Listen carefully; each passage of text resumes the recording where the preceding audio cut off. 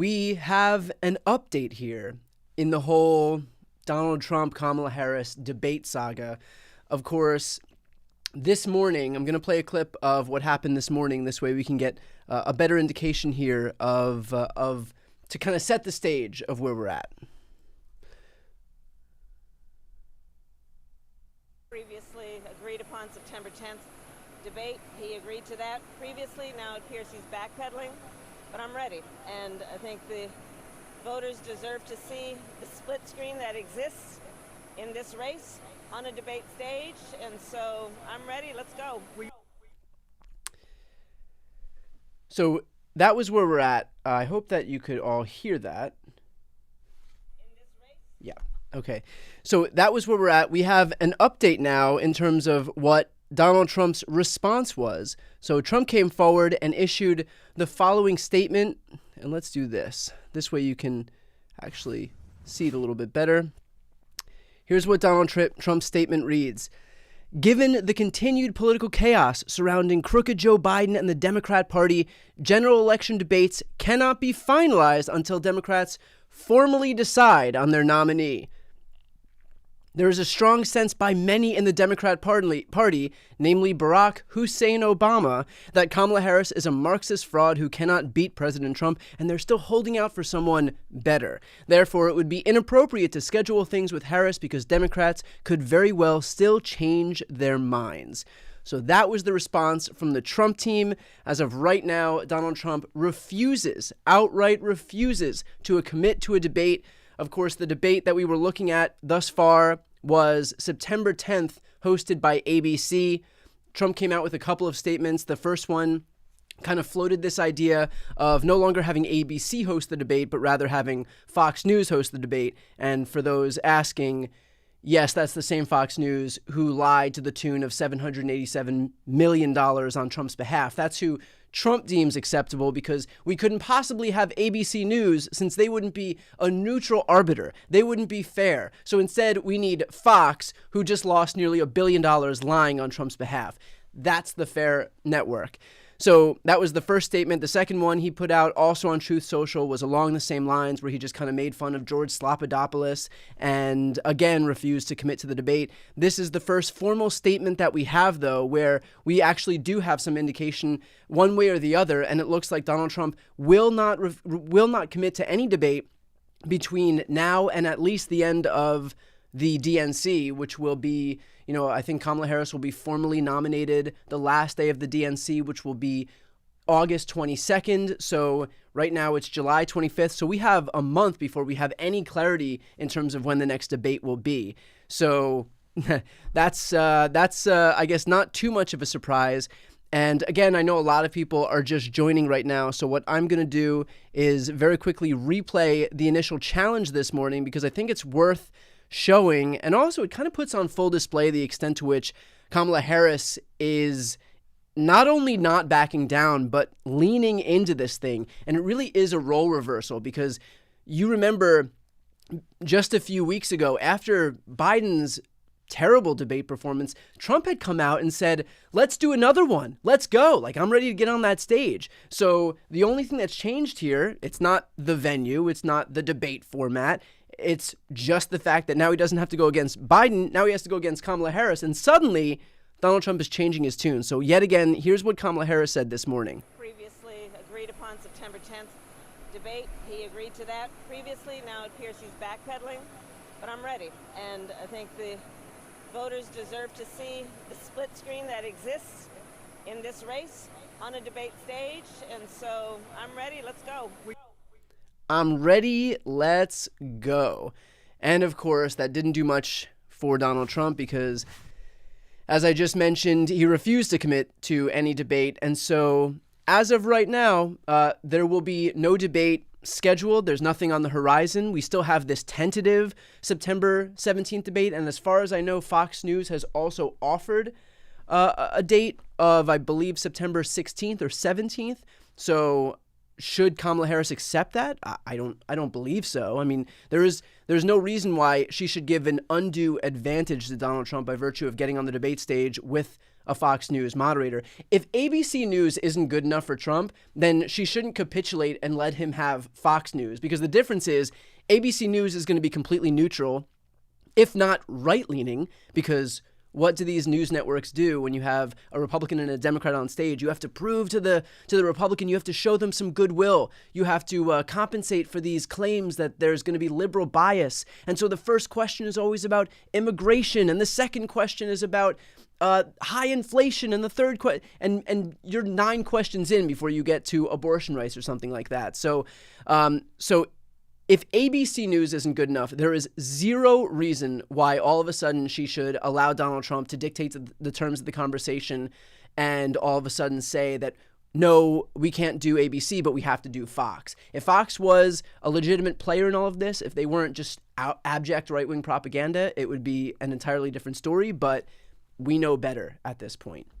With that said, let's discuss for a moment a little bit on the news regarding any potential VP picks. It does look like things have shifted a little bit, at least in the media. And remember, like when we're talking about the VP selection with regard to the media, this may very well be misguided. It's just reliant on sources. It's kind of vibes at the end of the day. So we don't really have any actual update until we have an actual update.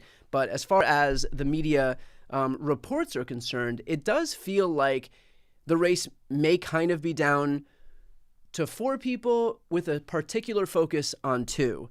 The 4 people I'm thinking are probably some combination of Pete Buttigieg, Josh Shapiro, Mark Kelly, and Tim Walz. The 2 in particular that I've been seeing a lot of reporting about are Mark Kelly and Tim Walz. So I'm very curious right now. What I'm going to do is I'm going to throw a poll in the chat, and I'm going to see who everybody would go for out of those 4.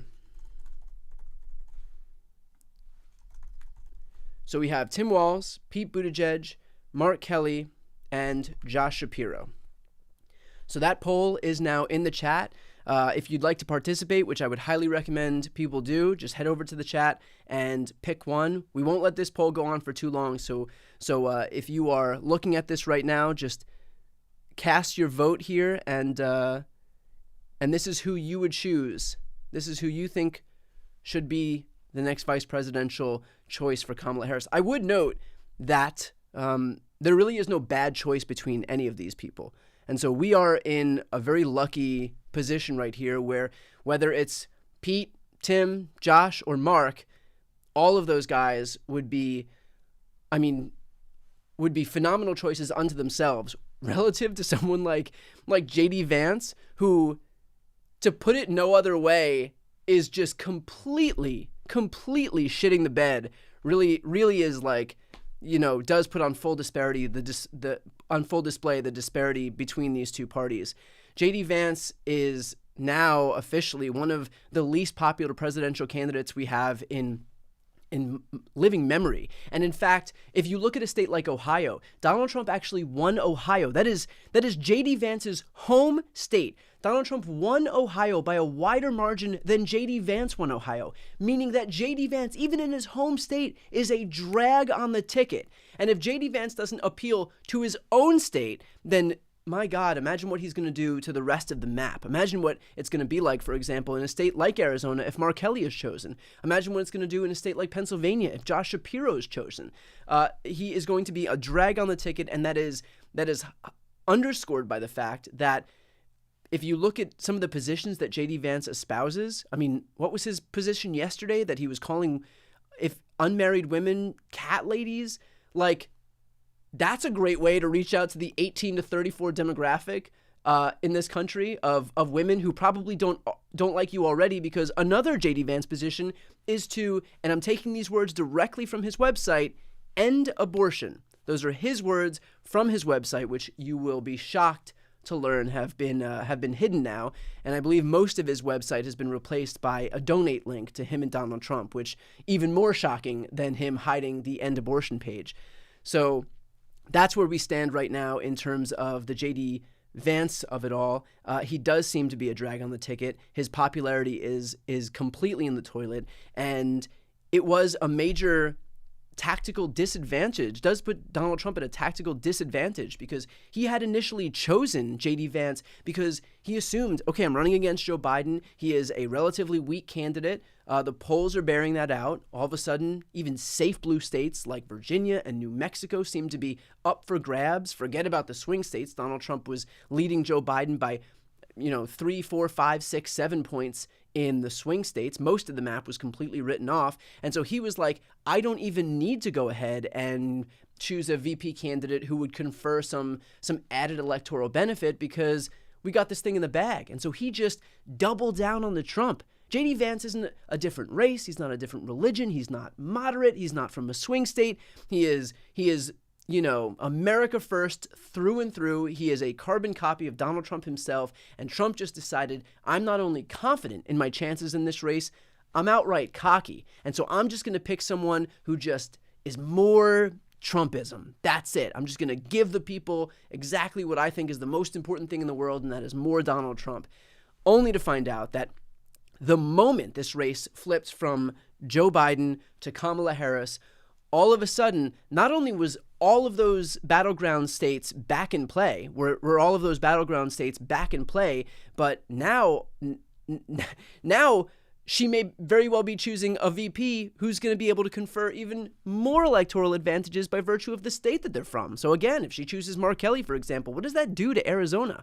That might be a 1 to 2% swing. And in a state like Arizona, a 1 to 2% swing may very well be the difference between Arizona going blue or Arizona going red. And Arizona going blue or red may be the difference between the election, the Electoral College going blue or going red. So a huge tactical mistake by Donald Trump by doubling down on the MAGA of it all. But I guess we shouldn't be surprised because he's led by nothing other than his ego, his insatiable desire to just spring more Trump onto the people. But that's what you get with a narcissist. So this is Donald Trump's hubris coming back to bite him. And what he's left with here in this instance is being saddled with a completely unpopular, a completely, just baggage-riddled VP candidate in J.D. Vance.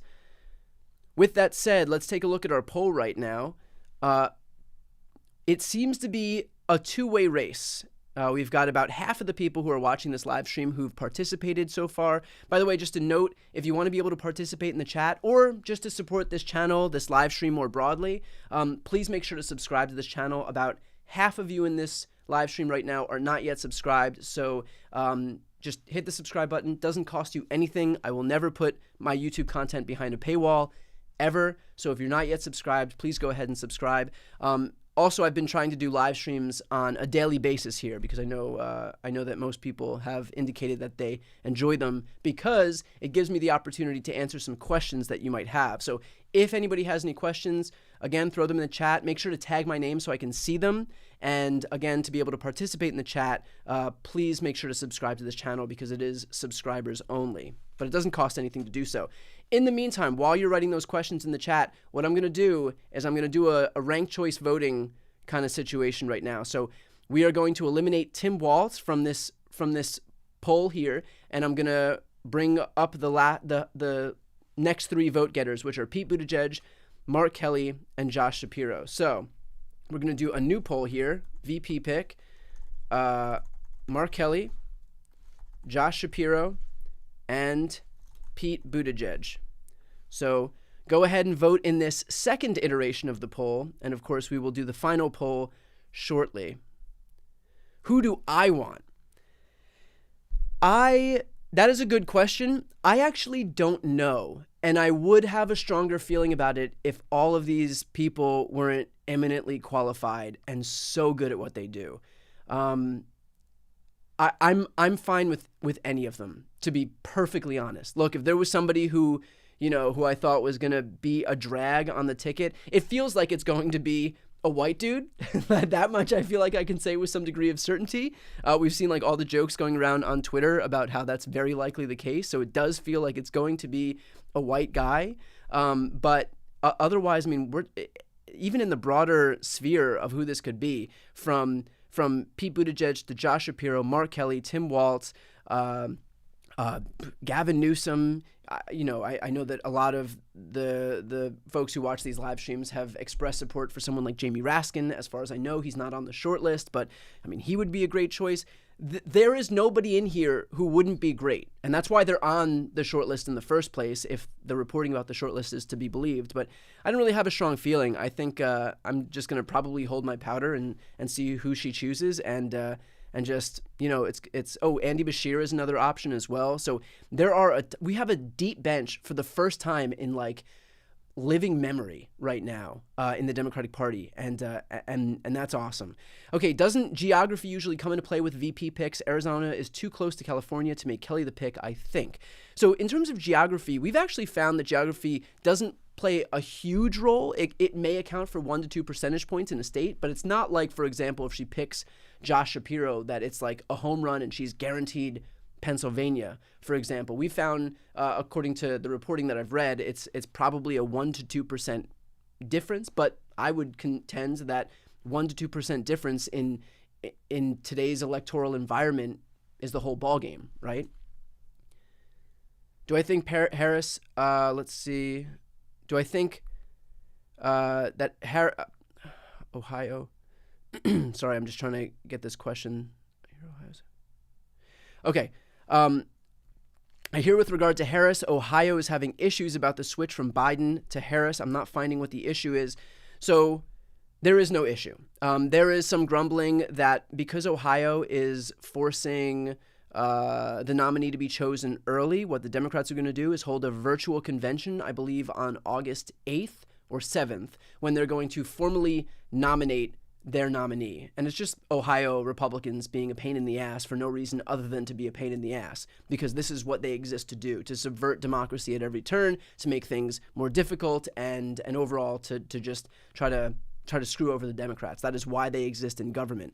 But what I spoke with Mark Elias, my co-host for Democracy Watch, about is whether there could be any way for Ohio to like screw this up, and it doesn't look like there's going to be any indication that that's going to happen. So as far as right now, Kamala Harris is the nominee. She has enough pledged delegates. She's going to be nominated formally at the virtual convention on August 7th, I believe, and then it's a done deal from there. We will have the VP pick before then also, so that person could also be formally nominated. So I wouldn't worry about any issues with Ohio. That is just Republicans being a pain in the ass for the sake of being a pain in the ass.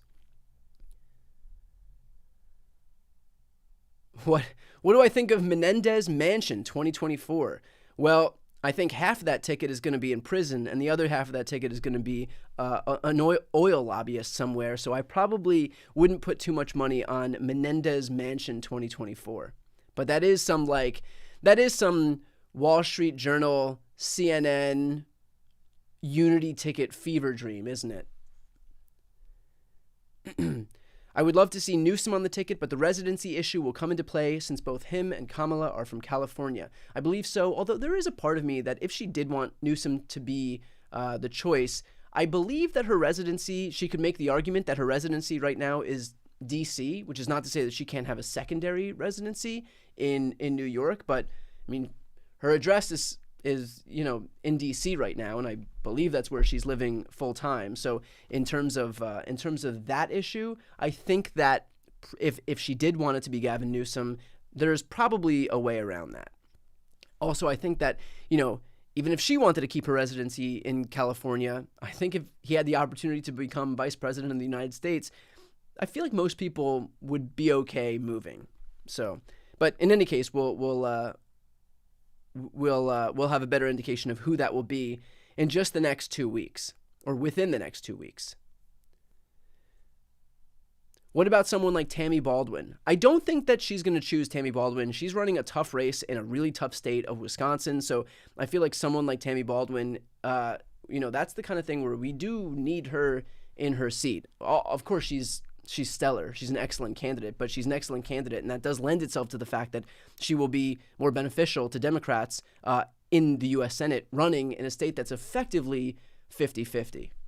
which, by the way, does pose a little bit of an issue in a state like Arizona, because if she does choose Mark Kelly, for example, in a state like Arizona, then what happens? Then they're going to have to, I believe Katie Hobbs will be able to appoint a replacement, but that is still a tough seat to win for any Democrat. I mean, Mark Kelly has sterling credentials. The dude's an astronaut. You can't get much better than that. How do you beat an astronaut? I mean, these elections show that you really can't, and you haven't. So if it does end up being Mark Kelly, then that does put us in a little bit of a difficult situation, because we then have to recruit a candidate who is also good enough to hold on to a seat in a state like Arizona, which is not exactly friendly territory to Democrats, even though Democrats have overperformed there in the last few cycles, which I think is in large part owed to the fact that they keep running batshit crazy candidates like Kari Lake.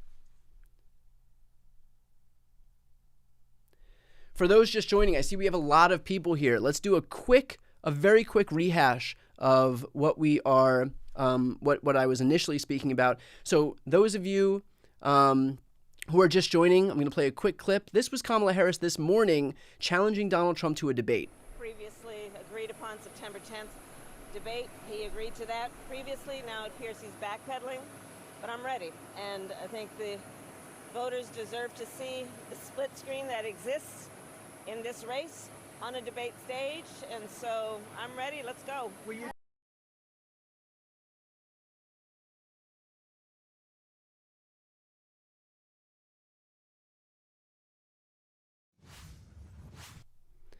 So that was Kamala Harris's challenge to Donald Trump this morning. Donald Trump released a statement this afternoon saying, actually this was just a few moments ago, saying, quote, "Given the continued political chaos surrounding crooked Joe Biden and the Democrat Party, general election debate details cannot be finalized until Democrats formally decide on their nominee. There's a strong sense by many in the Democrat Party, namely Barack Hussein Obama," we're back to that Kamala Harris is a Marxist fraud who cannot beat President Trump, and they are still holding out for someone better. Therefore, it would be inappropriate to schedule things with Harris because Democrats very well could still change their minds. So that is the statement that was released by the Trump campaign, thereby officially refusing to commit to any debate. And of course, we had the ABC debate that was scheduled for September 10th. So as of right now, because Kamala Harris has not been formally nominated, which of course will happen in a couple of weeks at the virtual convention, which is going to happen as the result of Ohio, which we were just talking about. Until then, we're not going to have any response here. Donald Trump is completely non-committal when it comes to debates. So, which I think is so interesting because, as I mentioned before, Donald Trump had initially come out and in the immediate aftermath of the first debate with Joe Biden and said, let's do it again. I challenge Joe Biden again, anytime, any place. He was just that confident. So the debate venue wouldn't have changed. The terms of the debate wouldn't have changed. The fact that they would have a debate wouldn't have changed. The only difference here is that the person he's debating has changed. And suddenly, far from wanting to add debates to this calendar, Donald Trump won't even commit to the one that's already set. So the guy is very clearly scared to debate Kamala Harris, and the reason why is obvious. He does not think that he can prevail against her. He knows that when you put her very cogent, articulate, compelling arguments against hers the fact that she is a prosecutor running against a convicted felon, hers the fact that she has been a champion for reproductive rights, especially in her capacity as VP over the last year, crisscrossing the country, talking to college students, talking to people all over this country about protecting abortion rights and IVF and contraception.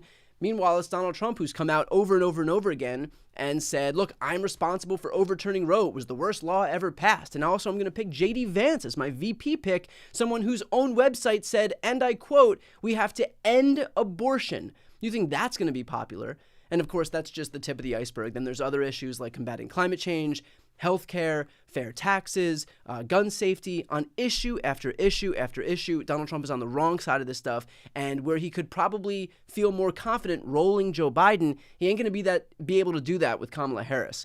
And so he recognizes that, and that's why he is completely non-committal when it comes to getting on the debate stage with her. Although, there is a small part of me that thinks that if he just went out there and did his thing and really sold this idea to the American people about his policy platform, which, as we all know, is that there should be more water pressure in toilets, and that Jeb Bush, as president, got us involved in the war in the Middle East, and that World War II hasn't happened yet, and that crazy shit's happening with windmills, and that Hannibal Lecter, late great Hannibal Lecter, has been a wonderful American, and he wants to bring him into his campaign. If Donald Trump can really sell those ideas, he might still have a shot. So it remains to be seen what's going to happen. Hopefully he can bring those beliefs and those ideas, that strong agenda with him into the debate if and when he finally decides that he's going to do it. But until then, it looks like there will be no debate between at least now and until the virtual convention, which is going to happen, I believe, on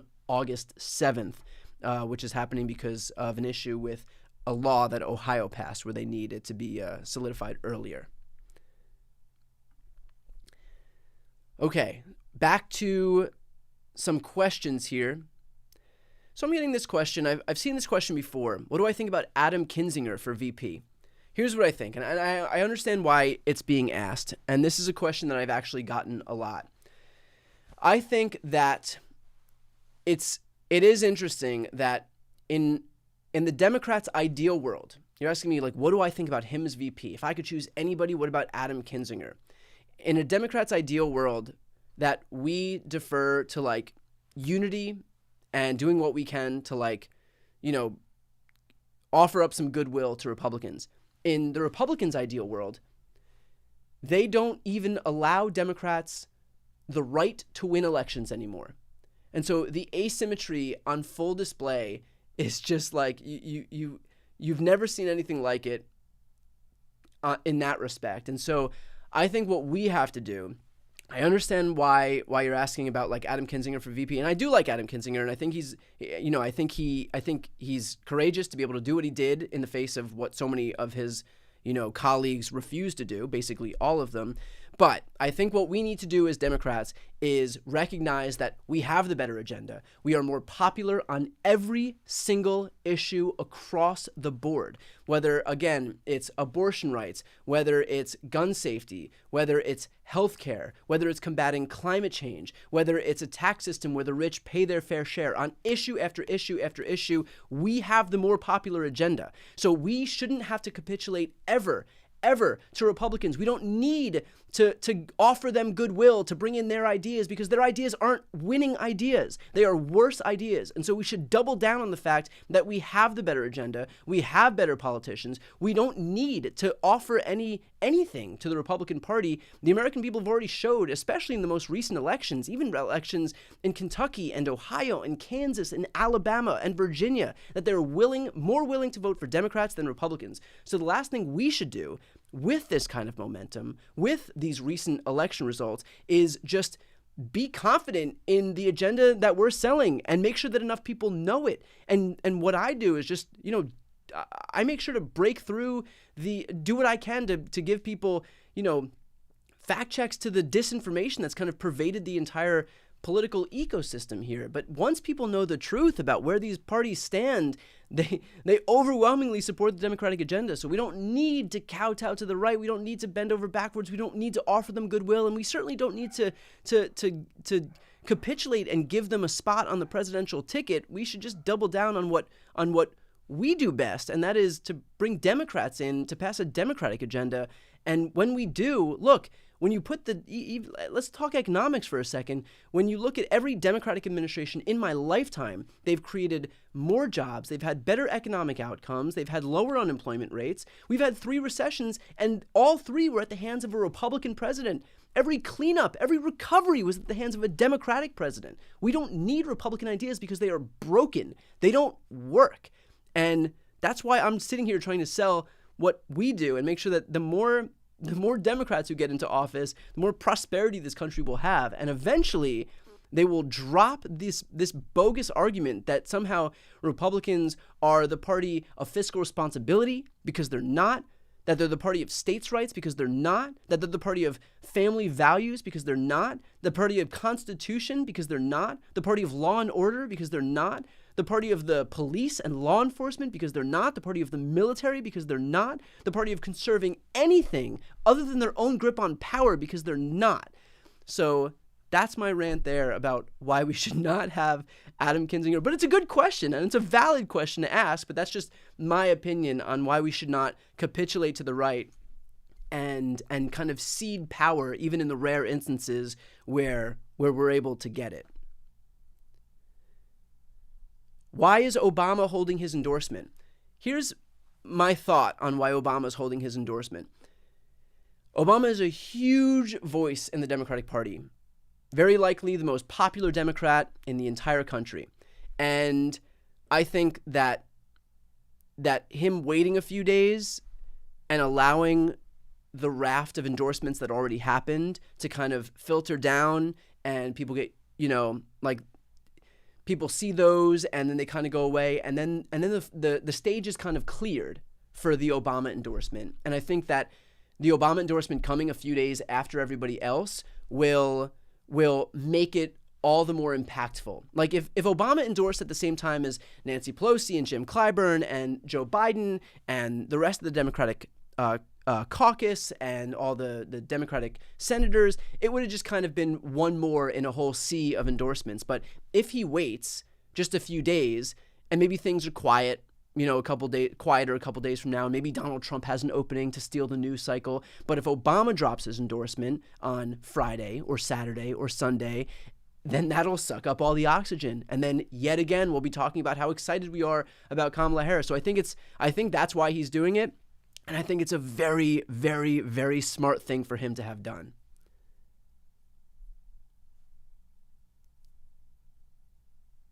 Okay, with that said, again, for those watching right now, if you want to support this live stream and this channel, and if you want to participate in the chat, please make sure to subscribe to this channel. About half of you right now watching are not yet subscribed. So if you're not yet subscribed, please just hit the subscribe button. It doesn't cost you anything.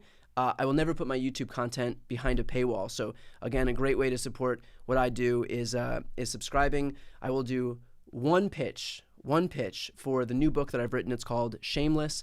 The foreword is written by Jamie Raskin. I actually talk about how, Republicans have manipulated the media in this country, have gamed the refs in this country with the media to allow themselves to get away with so much of what they get away with, just because they know that they're going to be graded on a curve. So I go in deep on the media and kind of talk about the benefits of an independent progressive media ecosystem and why it's so important. So I will pin the link to my book in the top of the chat.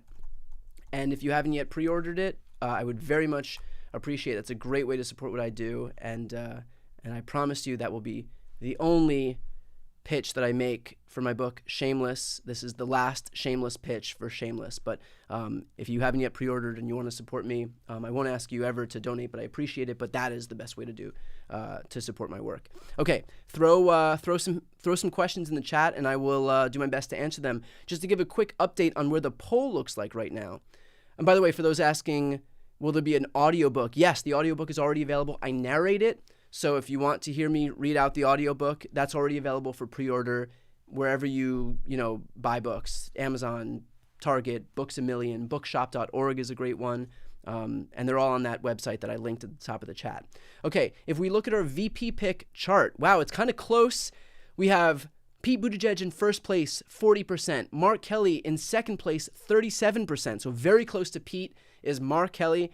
And in third place is Josh Shapiro. So what I'm going to do right now is, because we have 100% participation, so I think everybody here has basically already done this poll, we are going to get to our last stage of ranked choice voting. I'm going to take out Josh Shapiro, and the final poll is going to be between Pete Buttigieg and Mark Kelly. So if you want to participate in this poll,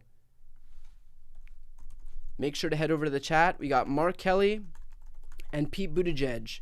This is the final poll. When we get the results, I will make my call to the White House, because there'll be this will be a determining factor in terms of who the VP becomes. Okay, let's see.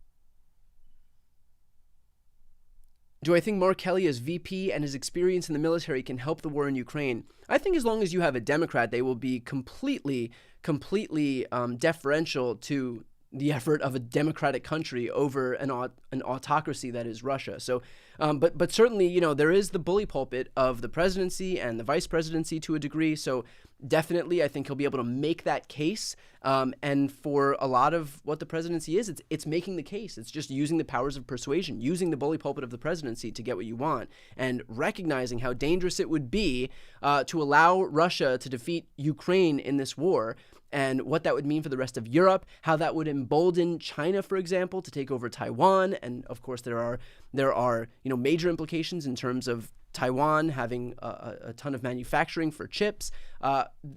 This is not something that would just exist, that would just occur in a vacuum, and that would have no impact more broadly.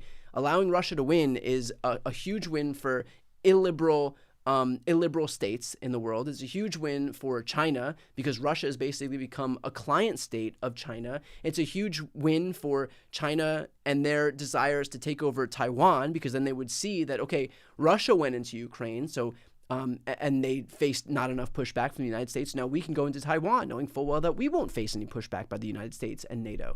So a lot at stake, and having someone like Mark Kelly in there, of course, would be able to make that case.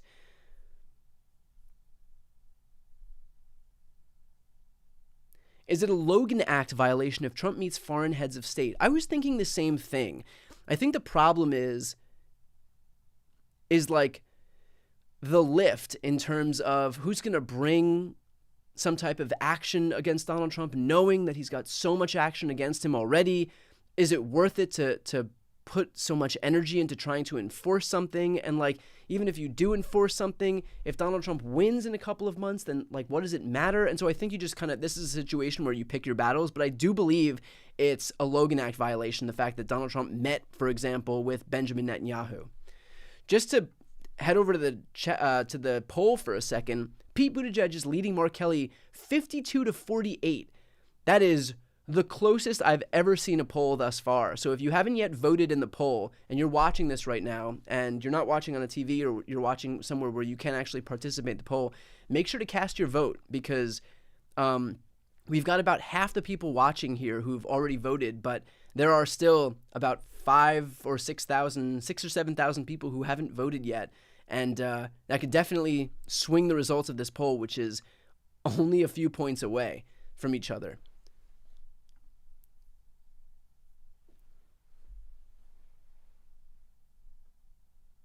I think Harris will pick a male for vice president. My thoughts. Yes, I do think that she'll pick.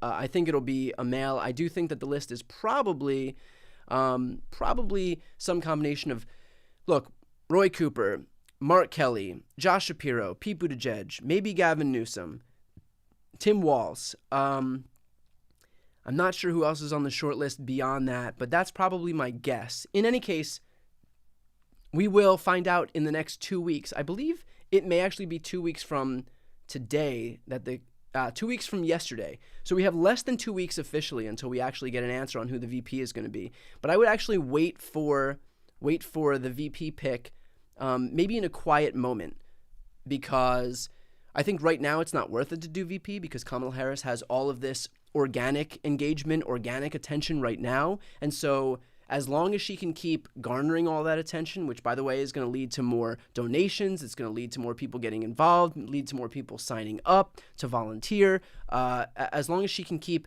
garnering organic attention, then I think she doesn't need the added attention that would come from a debate, which is the same logic that I brought forward with regard to Barack Obama endorsing. He doesn't need to do it while she's getting organic attention. Wait for a moment where it's quiet, and then all of a sudden steal that attention back, especially maybe a moment where Donald Trump is starting to get some attention because he said something stupid or complimented Hannibal Lecter again. And then you drop an endorsement.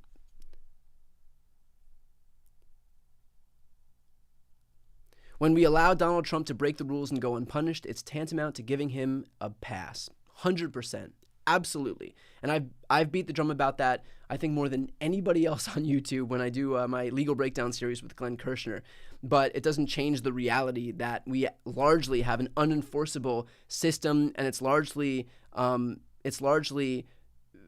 capable of falling victim to the abuses by Trump. And so this stuff needs to be fixed. A lot of the holes in our legal system need to be shored up, especially with regard to judges. But until we get some different different rules in place, then I think that it's going to be just a situation where we do have to pick our battles. Oh my gosh. Okay, we are now 51-49. I'm telling you, it is wicked close between Mark Kelly and Pete Buttigieg.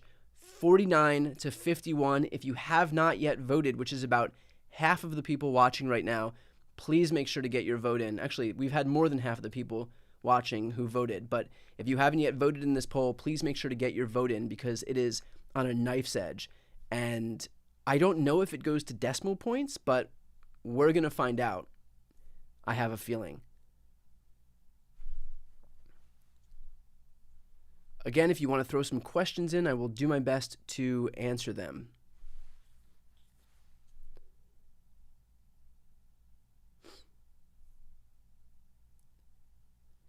For those asking why is Bashir not on here, we did kind of a ranked choice voting. So I put a bunch of people on the initial poll, and then we've whittled it down. The top two vote getters in these polls were Pete Buttigieg and Mark Kelly. What's the likelihood that the Democrats could grant statehood to D.C., Puerto Rico, and other territories if they win Congress and the presidency? It depends. If we win the House, the Senate, and the White House, then we absolutely do have the opportunity to eliminate the filibuster, which would mean that we can pass laws with a simple majority as opposed to a 2/3 majority, which is basically a death knell for any legislation that needs to move forward. And then we would be able to move forward with anything like statehood for D.C., for example. But a lot of it's going to depend on what happens in these down-ballot races and the White House, of course.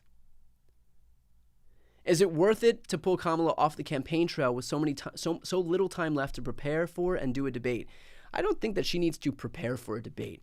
She is debating Donald Trump. She is a lifelong prosecutor who will be debating a 34-time convicted felon who, by the way, is a moron. Like, Donald Trump is not smart. His debate against Joe Biden was terrible. The only problem was Biden's debate was even worse. But I don't think it's like Kamala Harris needs to settle in and know how to debate somebody whose biggest talking point on the campaign trail is that the shower pressure isn't strong enough and that he wished the toilet would flush harder so he doesn't have to flush it 7 times. This is not a difficult guy to debate. He is a moron. He thinks talking about a imaginary cannibal is a strong enough position that he has to include it in his stump speech now.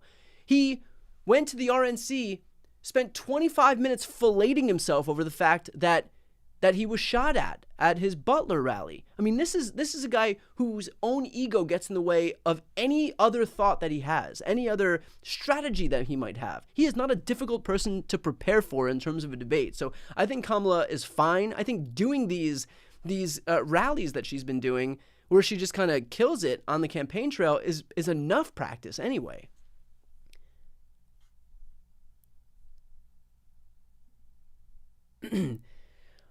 Well, we are 50-50 in the Mark Kelly-Pete Buttigieg poll. So if you're watching this, it looks like we have about 4,000 people in the live version. For those who are going to watch this back later, you won't be able to vote because the poll will have already ended, but I'm just referring to the live version, which you won't be able to see. But right now, we've had about 7,500 people vote, and it is a dead heat, 50-50. Let's get up to 10,000 votes, and then we can end it.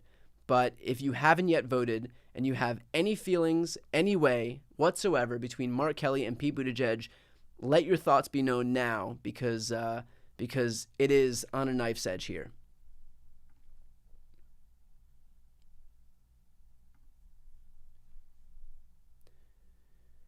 Which VP would get more of the never Trump vote? So I'm assuming this is between all of them. But I think the never Trump vote would be well served. I think any of these, look, I'm a progressive, and of course I would love to see like an uber progressive, in any position of power. I think that all of these people are just are completely palatable for any never Trump Republican. I do a show with Tim Miller called Inside the Right on my channel, and again, if you want to be able to watch that, we did an episode this morning that got almost 2 million views, and we talk about the whole the Kamala and Trump of it all. None of these people, Mark Kelly, Josh Shapiro, Pete Buttigieg, Tim Walz, the whole list of people, I can't even think of it right now. None of these people would be unpalatable to them. There is no radical extremist. There's no anybody who doesn't recognize, the main issue that these never Trump Republicans are focused on, which is just protecting democracy. All of these people are good on that issue. So, they understand, they are never Trumpers because they understand the fundamental danger posed by someone like Donald Trump being in power. So having somebody like Mark Kelly in there is not going to make any difference one way or the other than just showing, look, he's an adult in the room, and Mark Kelly's going to help with that. Pete is the same way, an adult in the room. That will only help prove the fact that, when you have somebody like J.D. Vance, who's just a straight up Christo-fascist, and Donald Trump, who is a moron, but at the whim of the Heritage Society and doesn't think that Democrats should have the right to win elections moving forward and wants to consolidate power into the executive branch, I think it's going to be a perfectly clear-cut example of the disparity between the two parties.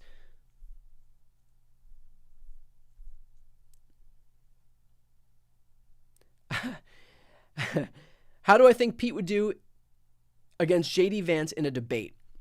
I think. Let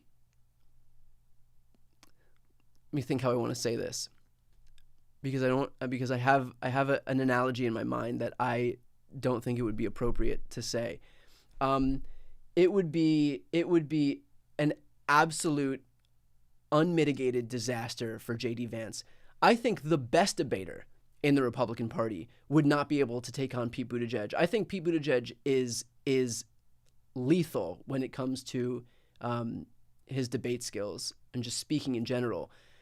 The notion that J.D. Vance, this guy who has zero long-standing principles, no values, no morals, no convictions, a complete flip-flopper, focused solely on his own pursuit of power, who will completely undermine his own positions, his own stated positions from just a few years earlier, all in blind deference to the God King who he's kneeling down in front of right now.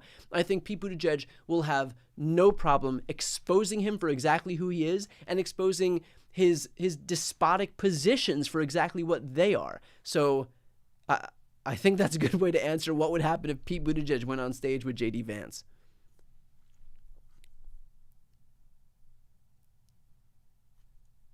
And by the way, the same thing would be true of Josh Shapiro and Mark Kelly and Tim Walz and any of these guys who would come forward and have the opportunity to debate J.D. Vance. Do I think Kamala Harris will run to expand the Supreme Court to 13? I don't know, but I sure hope so. I believe she's.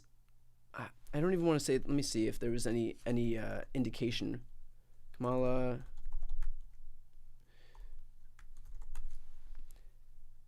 Okay, so I'm seeing a headline that says Kamala Harris has expressed being open to Supreme Court expansion. So let's do this.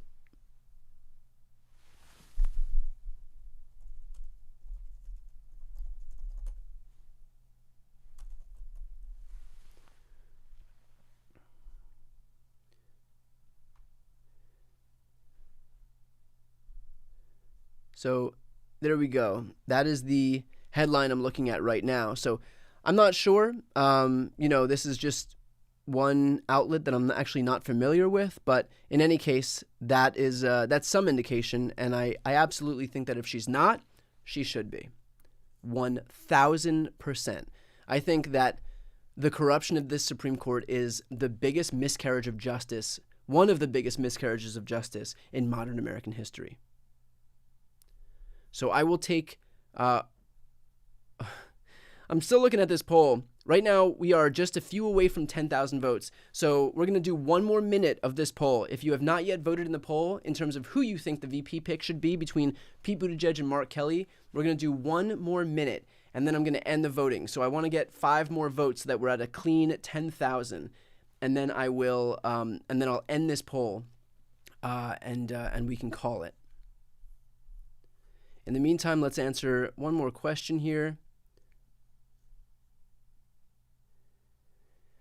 Do I think Pete as VP would come off as Biden administration 2.0 to swing voters? No, I don't think that any cabinet members have the baggage of the Biden administration, because people look at the Biden administration as Joe Biden. Remember, when Pete speaks on behalf of the administration, he's not speaking regarding his own views. He's speaking on behalf of the president. The president is the head of the executive branch, so he speaks on his behalf. His positions, President Biden's positions, are the positions that Pete and the other cabinet secretaries have to defend here. So I don't think that they'll carry the same baggage, because they are allowed to have different positions in different administrations, and they're allowed to have their own positions that they would espouse too. Okay, we've officially reached 10,000 votes. I'm going to end this poll now, and I'm going to see if it gives a winner between the two, if we get any type of decimal point. So the poll is going to end.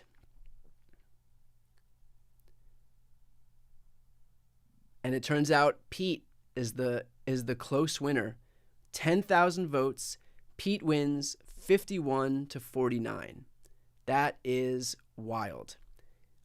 Well, it says 50-49, so I'm sure it was just some decimal point. But the winner of the poll is Pete Buttigieg. And I think we've done this poll 3 days in a row. And I believe every single day Pete has won. So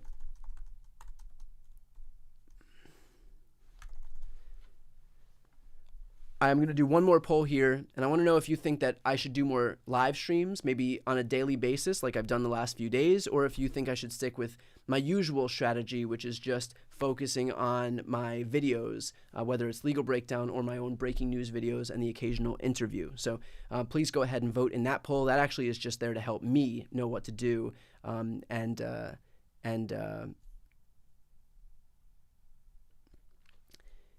how to move forward. By the way, I've gotten a few comments and emails from people saying that they've been unsubscribed. So please, if you've not checked your subscription to my channel, it's completely free, doesn't cost you anything, but please check to make sure you're still subscribed, because I've had a lot of people say that they've checked and their subscribe has been undone. So, and again, it doesn't cost you anything to do. I will never put any of my content on this channel behind a paywall ever. But please just check to make sure that you're subscribed to this channel. Okay, let's take one more question here.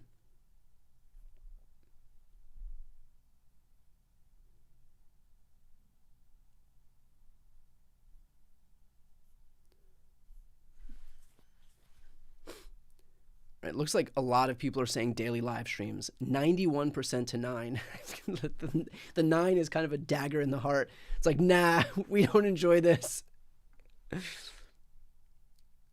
So I'm getting a lot of comments saying that I was unsubscribed and just resubscribed. So please, if you have an opportunity to check your subscription, please make sure that you're still subscribed to this channel. A lot of people are being unsubscribed.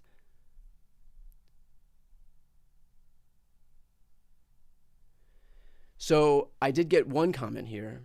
Brian, you can make the evening streams more casual. No need for a suit and tie. That is tempting. Needless to say, it is not fun putting on a suit and tie for every single one of these videos. And I have had instances where I've done my live streams in a hoodie just because especially when like some of these longer streams, I've done streams for like 8 hours before during elections or speaker votes, for example. And sometimes I just can't sit in a suit for that entire time. But for right now, I'll try to stick with it, but I'm tempted. So we'll see.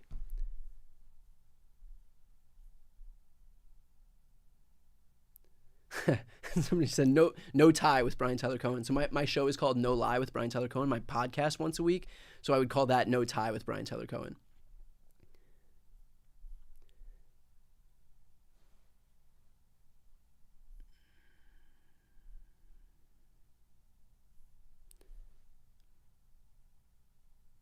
Okay, let's do one more question here, and I'll go through to try to pick one. All right, I'll do one more poll here, and I'm gonna say this will be interesting. I won't say that I'm gonna follow the results of this poll perfectly, but live streams suit or no suit?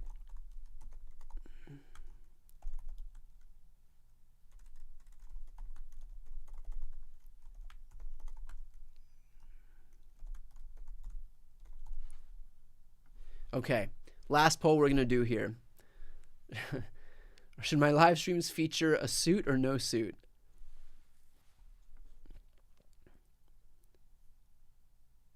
Okay, in the meantime, while that's going on, I'll try to answer some questions.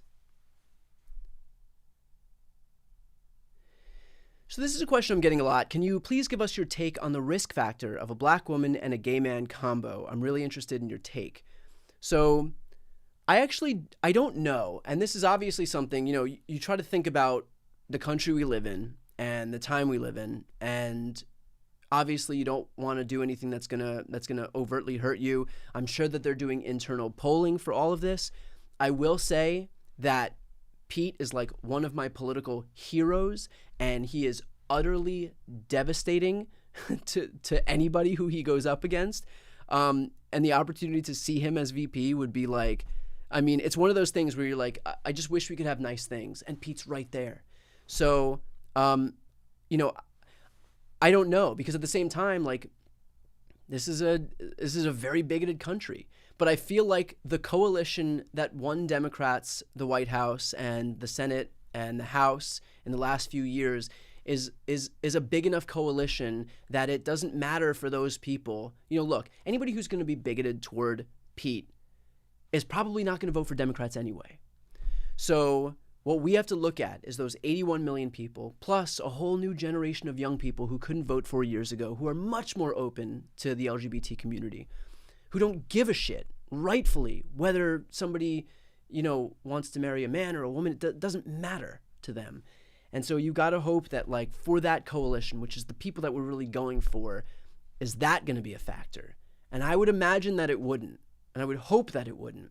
I'm hoping they do polling that shows the same thing. So I don't know the answer to that question, and that might be like an unsatisfying answer because a lot of it is just what I hope. But hopefully we'll have that answer in a few days. But I would be interested to know. And in fact, here's what I'll do. I have an interview coming out on Sunday with Sarah Longwell, who is one of the hosts at The Bulwark. She hosts focus groups all the time. She is like the preeminent focus group doer in politics right now. She does an amazing job, and I will absolutely ask her that question. So keep an eye out on Sunday for my interview with Sarah Longwell to drop, and I will absolutely ask her the question of whether that's going to have an impact and what she's seen by some of the focus group voters. So that's what I'll do. I mean, this is helpful actually, because that is a great question. It's something I've been wondering about, and now we'll have the opportunity to have a little bit of an answer from somebody who kind of knows what she's talking about. So, all right, back to the poll results. It looks like we're at about 40-60 for no suit. So I'll take it under advisement. And I'll think about what I'm going to do moving forward. So, okay. With that said, we'll call it for right there because I'm still going to do one more video for this evening, so I'm going to get working on that. Again, for those who've joined, thank you so much. This whole thing was supposed to be talking about Donald Trump being too much of a coward to debate Kamala Harris, and that was put on full display right here. I'm getting the question: can Canadians get the signed book plate? I ordered your book from Canada. The signed book plate is just for U.S. customers. I'm sorry, and I did try to push back, but I didn't have much leeway, but I appreciate you pre-ordering anyway. Okay, so with that said, again, for those watching right now, if you're not yet subscribed and you want to catch more of these live streams, please make sure to subscribe. It's a great way to support what I do, and of course, the book is pinned on the top of the comment section, so if you haven't yet pre-ordered, please make sure to pre-order. Thank you, everybody, for watching. I'm going to end it, and it's going to say "Be right back" on the screen. That's just because I'm building my thanks for watching screen, so don't be confused when it says "Be right back" on the next screen, because we're just fixing some small tweaks. But anyway, thank you, everybody, for watching, and I'll see you later on.